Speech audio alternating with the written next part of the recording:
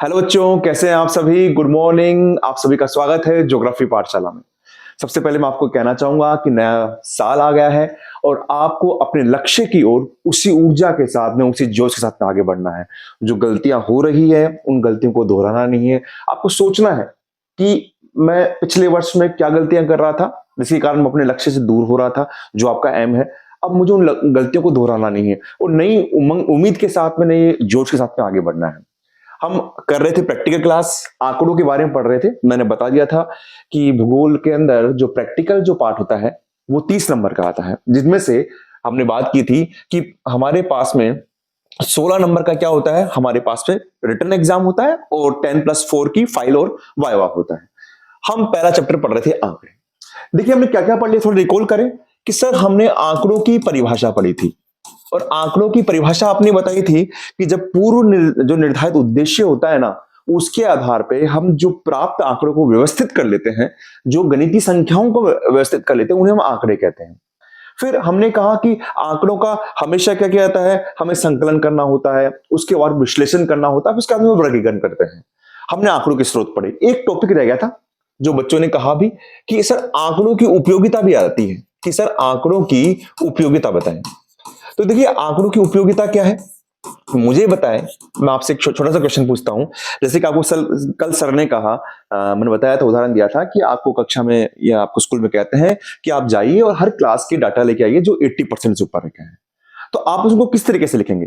कई तरीके होते हैं, आप 10th में पढ़े होंगे। कई बार आप उनको चार्ट के माध्यम से, यानी दंड आरेख के माध्यम से प्रदर्शित करते हैं, थोड़ा सुंदर हो जाते हैं, या वर्ती आरेख के माध्यम से प्रदर्शित करते हैं। कई तरीके होते हैं।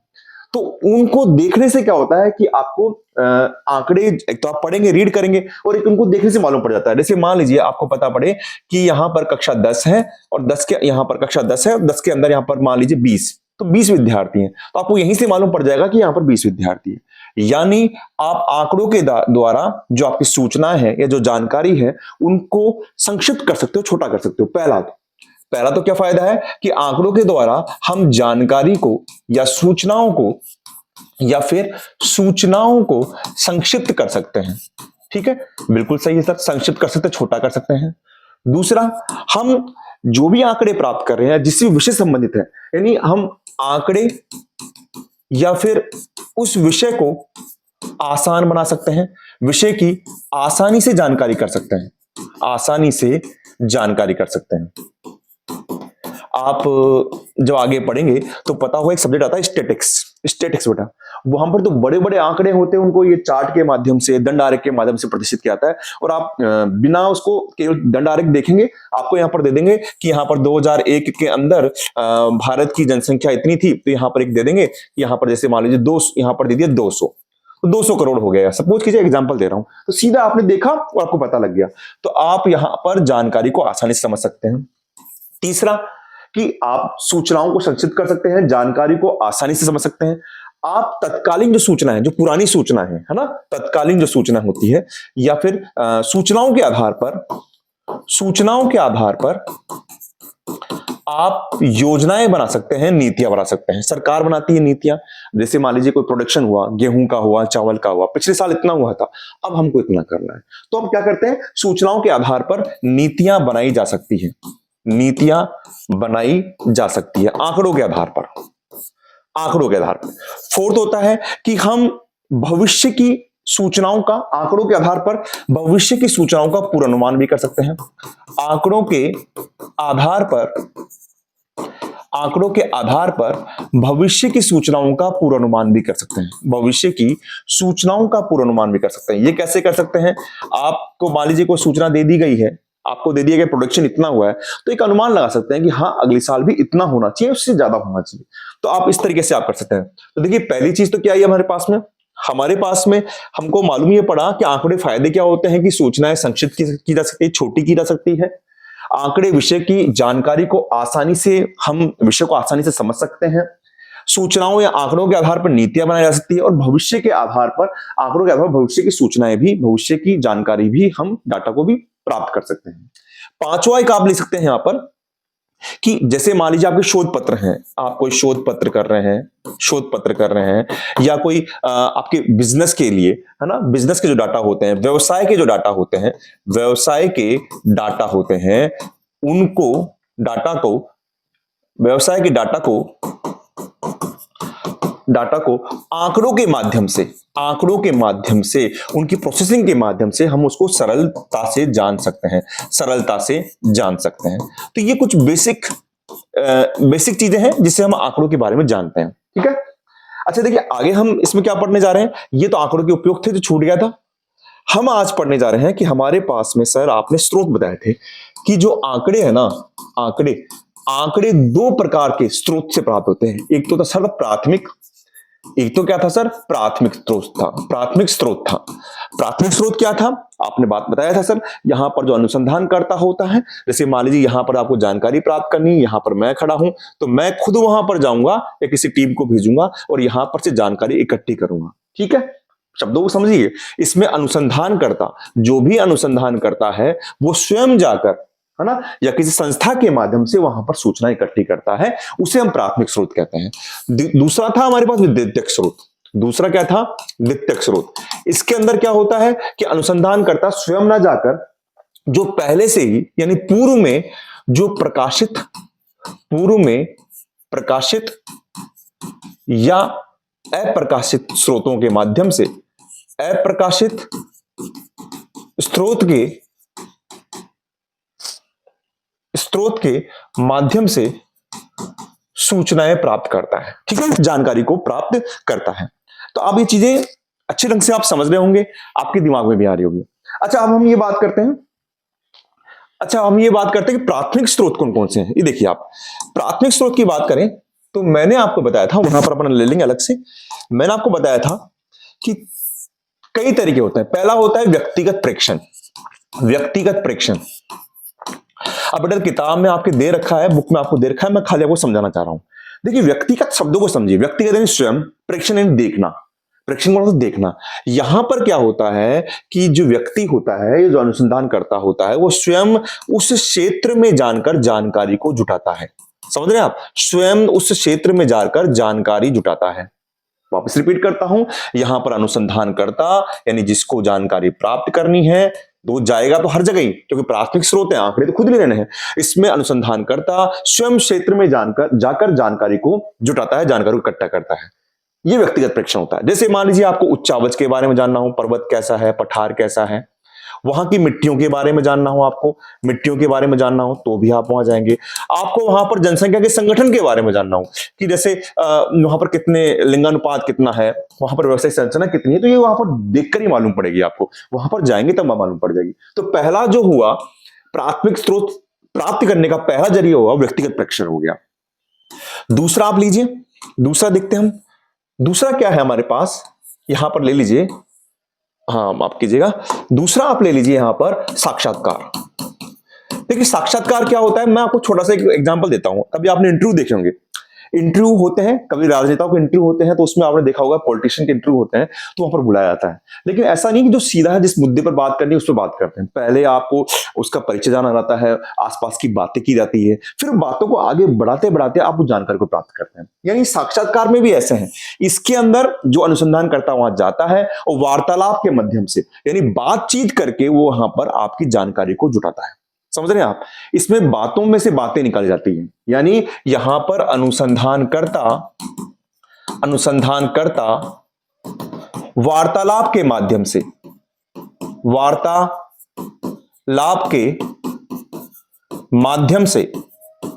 बातों में से बातें निकालकर जानकारी जुटाता है, यानी जो भी आंकड़े इकट्ठे करता है उसको प्राप्त करता है। रिपीट, समझ रहे हैं आप बिल्कुल, ठीक है ना। तो यहां पर आपको एक इंटरव्यू के हिसाब से होगा, मतलब आप जाएंगे और आप पूछेंगे जैसे कि साहब और कैसे हो आप, ठीक हो ना, घर में कितने आदमी हैं, क्या है क्या नहीं है, कौन कहां गया, उसके बाद में पूछेंगे हाँ ये चीजें बताओ। देखिए साक्षात्कार जब कर रहे हैं तो इसमें कुछ चीजों का ध्यान रखना चाहिए। आपकी बुक्स में भी देखा है, लेकिन आप कुछ सोचिए। पहला तो जैसे मैं अनुसंधान करता हूं तो मेरे को पहली बात तो कि जो भी मैं साक्षात्कार करूंगा तो मैं कुछ क्वेश्चन तैयार करके जाऊंगा कि मुझे हाँ ये पूछना है। है ना। तो पहले से मुझे क्या करना पड़ेगा, रिसर्च करना पड़ेगा, यानी मुझे विषय वस्तु पर काम करना पड़ेगा। जिस साक्षात्कार में जा रहा हूं, पूछ रहा हूं, तो मुझे कुछ विषय वस्तु बनानी पड़ेगी। आप इंटरव्यू में भी देखते होंगे, जब व्यक्ति कुछ पूछता है तो क्रॉस क्वेश्चन भी पूछता है, कुछ पहले की जानकारी भी लेता है, वो पहले रिसर्च करके आता है। तो विषय वस्तु की जानकारी आपको चाहिए। दूसरा, आपके पास में क्या है कि आप जब साक्षात्कार करने जा रहे हैं तो आपको उद्देश्य का पता होना चाहिए। आपको किस उद्देश्य के लिए जा रहे हैं, एक तो आप पूरी जानकारी प्राप्त कर लेंगे, और एक उद्देश्य का पता होना चाहिए। बिना उद्देश्य के पता नहीं होना चाहिए। आप बिना उद्देश्य के जाएंगे तो साक्षात्कार बेकार हो जाएगा। तीसरा, आप जब क्वेश्चन पूछेंगे तो सामने वाले को आपको क्या करना चाहिए, सामने वाले को सहज बनाना चाहिए। आपकी जिम्मेदारी बनती है कि सामने वाला बिल्कुल आराम से आपके क्वेश्चन का जवाब दे। तीसरा, इसमें आप क्या कर सकते हैं कि आप जब प्रश्न पूछ रहे हैं तो आप कुछ मान लीजिए कुछ व्यक्तिगत प्रश्न पूछ रहे हैं, तो उनको आपको विश्वास दिलाना पड़ेगा कि वो प्रश्न क्या होंगे, गोपनीय रहेंगे, उसकी जानकारी किसी को नहीं दी जाएगी। चौथा, ये साक्षात्कार के समय ध्यान रखने वाली बातें हैं। चौथा क्या हो जाएगा कि आप जब प्रश्न पूछेंगे वो प्रश्नों की भाषा शिष्ट होनी चाहिए। ऐसा नहीं होना चाहिए कि जिससे वो उससे कुछ उसको आहत हो जाए, यानी वो उससे मान लीजिए वो डिस्टर्ब हो जाए। आपका अगला पॉइंट क्या आ जाएगा कि साक्षात्कार जब कर रहे हैं, क्वेश्चन पूछ रहे हैं, तो अगर आपका साक्षात्कार खत्म हो गया है तो आप और भी जानकारी प्राप्त कर सकते हैं जिससे आपको उसमें हेल्प मिल जाए। और पांचवा, साक्षात्कार के अंत में आपको जिससे भी प्रश्न पूछे जा रहे हैं उसे आपको थैंक यू बोलना है, धन्यवाद बोलना है, धन्यवाद अर्पित करके अपने साक्षात्कार को खत्म करना है। तो ये साक्षात्कार होते समय ध्यान रखने वाली बातें हैं। ओके, बिल्कुल सिंपल है, समझ में आएगा आपको, है ना। ये आपकी बुक में भी लिखा हुआ है। तीसरा आपके पास में आएगा प्रश्नावली। अब मेरे दोस्तों, मेरे मित्रों, यहां पर प्रश्नावली भी आती है और एक अनुसूची भी आती है। अनुसूची, ये दोनों चीजें बहुत आपको समझ में आनी चाहिए। देखो मैं इसको थोड़ा सा मैं कर लेता हूं। यहां पर क्वेश्चन बन जाता है कि प्रश्नावली और अनुसूची में क्या अंतर है। प्रश्नावली और अनुसूची में क्या अंतर है, ये क्वेश्चन बनता है। अनुसूची में क्या अंतर है, अब आप समझिए। देखिए प्रश्नावली में क्या होता है, आप यूं समझिए कि कभी आप किसी दुकान पर कुछ चीजें खरीदने गए होंगे, तो वहां पर आपको दुकान वाला खरीद लेता है, सामान खरीद लेते हैं आप, या कोई मॉल में गए होंगे तो एक आपको एक क्वेश्चन देगा। उसमें क्वेश्चन लिखे होते हैं पहले से कि आपको यहाँ पर आके कैसा लगा, अच्छा या बुरा। आपको यहाँ की फैसिलिटी कैसी लगी, अच्छी या बुरी। आप यहाँ पर क्या देंगे, यानी वहां पर प्रश्न अंकित होते हैं। यानी प्रश्नावली में क्या होता है कि यहां पर आपके पास में प्रश्न होते हैं, पहले से प्रश्न सूची बनी होती है। मान लीजिए प्रश्न सूची बनी होती है और उनके आंसर वैकल्पिक होते हैं। उत्तर क्या होते हैं, वैकल्पिक होते हैं। वैकल्पिक का मतलब आपको उन उत्तरों में से चुनना होगा, हां या ना, अच्छा लगा, बुरा लगा। ठीक है, ये बात समझ रहे हैं आप। तो प्रश्नावली के अंदर प्रश्न सूची बनी होती है, उनके उत्तर वैकल्पिक होते हैं, उनमें से आपको उत्तर को निकालना पड़ता है। जबकि अनुसूची में क्या होता है कि यहां भी प्रश्न सूची बनी होती है, यहां भी प्रश्न सूची बनी होती है, लेकिन इसमें उत्तर लिखने की जगह छोड़ दी जाती है। उत्तर लिखने की जगह छोड़ दी जाती है, उत्तर लिखे जाते हैं। आप अपने विवेक से उत्तर लिखेंगे, है ना, लिखे जाते हैं। पहली चीज समझ रहे हैं आप, प्रश्नावली को समझ रहे हैं। प्रश्नावली में प्रश्न सूची होगी और उत्तर वैकल्पिक होंगे, मतलब आपको खुद ही उस पर चिन्ह टिक लगा के चुनना पड़ेगा, जबकि यहां पर उत्तर लिखे जाते हैं। दूसरा, प्रश्नावली के अंदर क्या होता है, जो अनुसंधान करता है, जो अनुसंधान करता गया है वो स्वयं उसको भरता है। अनुसंधान करता पूछता है और पूछकर प्रश्नावली के अंदर अनुसंधान करता जाता है ना, और वो जो उत्तरदाता है उसको भरता है। उत्तरदाता इसको भरता है, माफ कीजिएगा। प्रश्नावली में अनुसंधान करता उत्तरदाता को प्रश्नावली दे देता है, जो सूची होता है, और वो उसमें टिक करता है, उसको भरता है। जबकि इसके अंदर ये भरी जाती है अनुसंधानकर्ता के द्वारा। ये किसके द्वारा भरी जाती है, अनुसंधानकर्ता के द्वारा भरी जाती है। ठीक है, अच्छा अब आप देखेंगे जब ये अनुसंधानकर्ता के द्वारा भरी जाएगी, कौन सी, आपकी अनुसूची, है ना, और जो आपकी प्रश्नावली है वो उत्तरदाता भरेगा। तो उत्तरदाता जब भरेगा तो उत्तरदाता को साक्षर होना जरूरी है। तो यहां पर ये क्या होता है, यहां पर उत्तरदाता को क्या होना चाहिए, साक्षर होना जरूरी है। जो साक्षर होंगे तभी काम आएगी, नहीं तो काम नहीं ले सकते। तो साक्षर होना आवश्यक है, साक्षर होना आवश्यक है। जबकि आपकी अनुसूची में अगर साक्षर हो तो भी कोई दिक्कत नहीं है, और अगर साक्षर नहीं हो, असाक्षर हो, तो भी कोई दिक्कत नहीं। क्यों? क्योंकि उत्तर कौन भर रहा है? उत्तर अनुसंधानकर्ता भर रहा है। ठीक है, चलिए चौथा पॉइंट हम क्या ले लेते हैं, देखो अंतर समझना। आपकी जो प्रश्नावली होती है, इसमें प्रश्नावली मैं बता देता हूं, इसमें प्रश्नावली क्या होती है, आपको या तो व्यक्तिगत रूप से भरी जाएगी, या फिर डाक के माध्यम से भेजी जाती है। डाक के माध्यम से भी भेजी जाती है। जैसे मान लीजिए मुझे कोई प्रश्नावली भरानी है आपको, क्या आप कैसा पढ़ रहे हैं, तो मैंने प्रश्नावली आपके इसमें व्हाट्सएप पे या यूट्यूब पे डाल दी, आपने पीडीएफ डाउनलोड करी, आपने इसको भर ली, तो ये प्रश्नावली हो गई। इसमें उत्तर होंगे हाँ या ना। जबकि अनुसूची के अंदर क्या होता है, ये व्यक्तिगत रूप से भरी जाती है। इसमें अनुसंधानकर्ता व्यक्तिगत रूप से उत्तरदाता से संपर्क करता है। अच्छा, अब एक और चीज समझ में आ गई आपके पास। जब मैंने कहा कि ये डाक के द्वारा या उसके द्वारा भेजी जाती है, तो इसका मतलब क्या हो गया, प्रश्नावली का क्षेत्र व्यापक होता है। प्रश्नावली का क्षेत्र क्या होता है, व्यापक होता है। ये अंतर है, व्यापक होता है, पूछ लेता है। ठीक है, जबकि अनुसूची का क्षेत्र क्या होता है, सीमित होता है। ये तो आप वहां पर जाके भराओगे तो ही भरी जाएगी बेटा। तो क्षेत्र क्या होता है, सीमित होता है। कई आप एग्जांपल दे सकते हैं। अच्छा, यहां पर प्रश्नावली में अनुसंधानकर्ता खुद भी संपर्क कर रहा है, या फिर आप भेज भी रहे हैं डाक के माध्यम से, तो यहां पर उत्तरदाता से सीधा संपर्क नहीं होता है। हो भी सकता है, नहीं भी हो सकता है, लेकिन यहां पर उत्तरदाता से सीधा संपर्क होता है। किसका? अनुसंधानकर्ता का सीधा संबंध होता है। अच्छा, और चीजें आप समझ सकते हैं इसके अंदर। प्रश्नावली जो होती है वो मात्रात्मक होती है, इसमें मात्रा ही जानी जाती है, जबकि अनुसूची गुणात्मक होती है।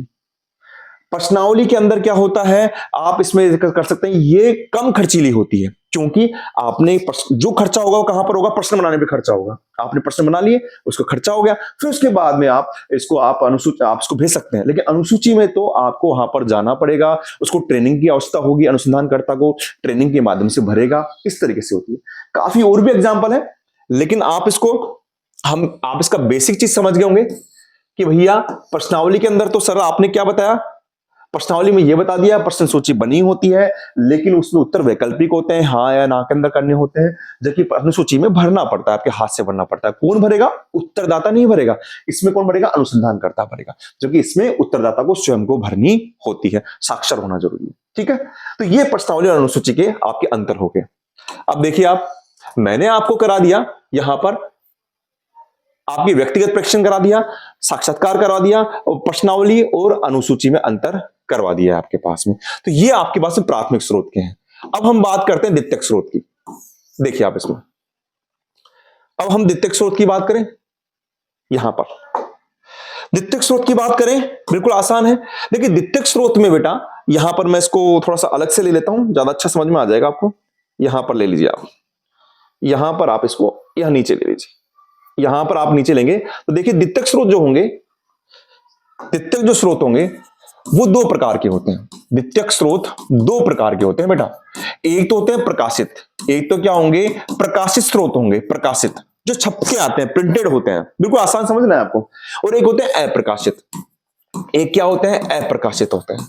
अब प्रकाशित कौन से होते हैं, देखिए आप, देखिए प्रकाशित हो सकते हैं कोई सरकारी दस्तावेज हो, कोई सरकारी दस्तावेज होंगे वो प्रकाशित में होंगे। अब सरकारी दस्तावेज में क्या होंगे, या तो राष्ट्रीय स्तर पर कोई देश के दस्तावेज है, या राज्य स्तर पर, या फिर जिला स्तर पर।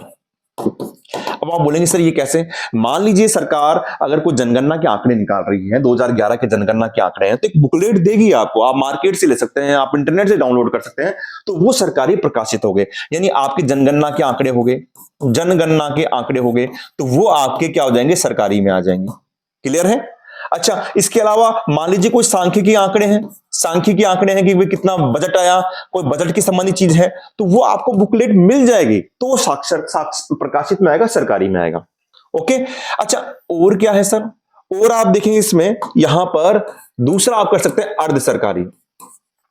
अर्ध सरकारी, अर्ध सरकारी में क्या आएंगे, अर्ध सरकारी में आएंगे जैसे मान लीजिए कहीं पर भी कोई जिला परिषद है, जिला परिषद है, नगर पालिका है, नगर पालिका है, ठीक है, नगर निगम है, उन्होंने जो उनके जो आर्टिकल आते हैं या कोई प्रिंटिंग आती है जिसमें वो बताते हैं कि हमारा इतना बजट है, हमारी इतनी योजनाएं हैं, तो उनके द्वारा जो प्रकाशित तथ्य होते हैं, वो आएंगे अर्ध सरकारी में आ जाएंगे। वो किस में आ जाएंगे? अर्ध सरकारी में आ जाएंगे। ठीक है, तो एक ये हो गया, दूसरा ये हो गया, तीसरा होता है इसमें निजी।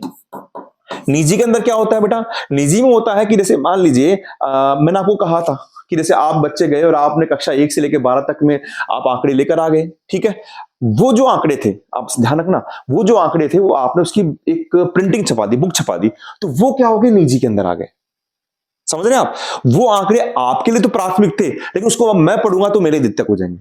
समझना आप, इसमें कोई व्यक्तिगत रूप से, यानी कोई व्यक्तिगत है या कोई व्यक्ति है या कोई संस्था है जो अपनी सूचनाओं को या अपनी जानकारी को क्या कर लेती है, कोई बुक में या किसी भी आर्टिकल में प्रकाशित कर देती है। जब उस संस्था ने वो आंकड़े इकट्ठे किए थे तब वो प्राथमिक थे, लेकिन अब आप उसको पढ़ेंगे तो वो निजी, वो आपके द्वितीयक हो जाएंगे, है ना। इसलिए हम इसको कहां पढ़ रहे हैं? द्वितीयक में पढ़ रहे हैं। आई रिपीट, जो बुक आई है ना, मान लीजिए ये कोई बुक है, ये बुक किसी ने जो लिखी होगी उसके लिए तो प्राथमिक है, लेकिन ये हमारे लिए क्या हो गई? द्वितीयक हो गई, क्योंकि हम इसको यूज कर रहे हैं। ये हो गया तीसरा, और ये हो गया चौथा। चौथे के अंदर आ जाएंगे आपके पास में समाचार पत्र। जो भी समाचार पत्र हैं, जो भी जैसे मान लीजिए भास्कर आता है, पत्रिका आता है, ये आपके द्वितीयक हैं। सूचनाएं किसी ने इकट्ठी करी, अब आप उसको पढ़ रहे हैं। कोई पत्र है, कोई पत्रिकाएं हैं, जैसे प्रतियोगिता दर्पण आ गया, आप कोई मूमल पढ़ रहे हैं, उसको आ गया, वो चीज आ जाएगी आपके पास में। अच्छा, अगला क्या है आपके पास इसमें? लास्ट क्या है इसके पास में? लास्ट है पांचवा, उसको बोलते हैं इलेक्ट्रॉनिक। इलेक्ट्रॉनिक क्या है सर? इलेक्ट्रॉनिक तो सारा खेल है। आप इंटरनेट के माध्यम से सारी सूचनाएं ले सकते हैं। आज आपको कोई भी चीज आपने गूगल पे डाला तो उसमें एक आर्टिकल लिखा हुआ आ जाएगा कि ये जानकारी किसे कहते हैं, प्रश्नावली किसे कहते हैं, अनुसूची किसे कहते हैं, सब जानकारी आ जाएगी उसके अंदर। तो वो क्या हो गया? इलेक्ट्रॉनिक माध्यम होगा, छपा हुआ है ना, इसलिए इलेक्ट्रॉनिक आ गया। ठीक है, तो अब हमने क्या पढ़ लिया सर? हमने द्वितीयक स्रोत पढ़ लिया, प्रकाशित पे पढ़ लिया, सरकारी जो सरकार के द्वारा आंकड़े छपे छपाए होंगे, अर्ध सरकारी, निजी, समाचार पत्र और इलेक्ट्रॉनिक। एक रह गया बेटा, है ना, एक और कर लेते हैं, इसको पहले करना चाहिए था लेकिन हम आखिरी में कर रहे हैं, कोई बात नहीं। अगला है अंतरराष्ट्रीय। अंतरराष्ट्रीय सर, ये अंतरराष्ट्रीय क्या हो गए? अंतरराष्ट्रीय हो गए, आपने जैसे ILO के बारे में पढ़ा है, भूगोल के विद्यार्थी, अंतरराष्ट्रीय श्रम संगठन पढ़ा है आपने UNDP जो हमेशा क्या जारी करती है? मानव विकास रिपोर्ट जारी करती है, प्रतिवर्ष 1990 से जारी कर रही है। तो ये जो मानव विकास रिपोर्ट है, ये भी आप इलेक्ट्रॉनिक माध्यम से या बुक के माध्यम से प्राप्त कर सकते हैं। ये सब द्वितीयक आंकड़े में आ गए। आपकी UNDP कर दी, ILO कर दी, यूनेस्को कर दी, वो सब आपके द्वितीयक आंकड़े में आ जाएंगे। अच्छा, आगे आप देखिए, इसमें हम आगे पढ़ रहे हैं, इसमें द्वितीयक आंकड़े अप्रकाशित। अब देखिए अप्रकाशित में क्या है? अप्रकाशित में लीजिए आप, अप्रकाशित में भी सरकारी होंगे। तो सर सरकारी होंगे तो फिर कैसे अप्रकाशित कैसे होंगे?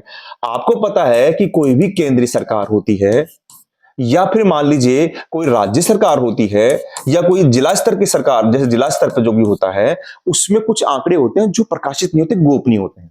वो क्या होते हैं? गोपनीय होते हैं।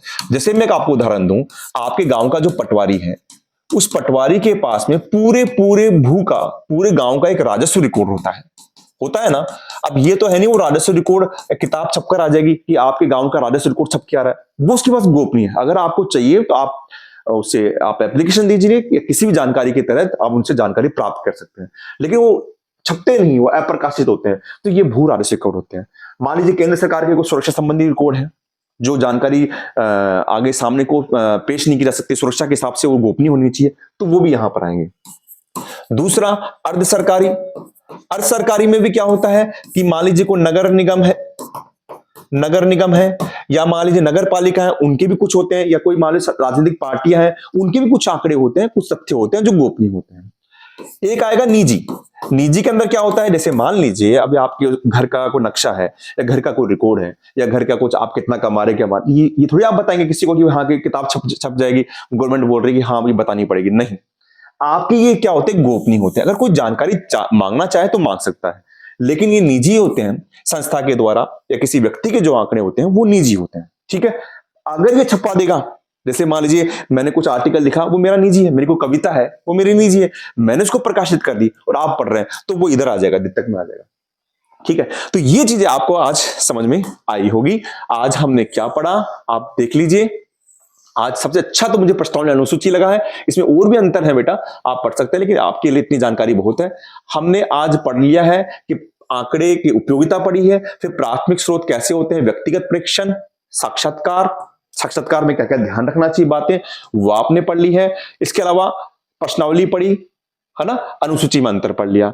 द्वितीयक आंकड़ों के अंदर आप जाएंगे, द्वितीयक आंकड़ों के अंदर आप जाएंगे तो वहां पर आपने पढ़ा है, आपने प्रकाशित, जिसमें सरकारी, अर्ध सरकारी, निजी, समाचार पत्र आ गया, और आपके पास में इलेक्ट्रॉनिक अंतरराष्ट्रीय हो गया।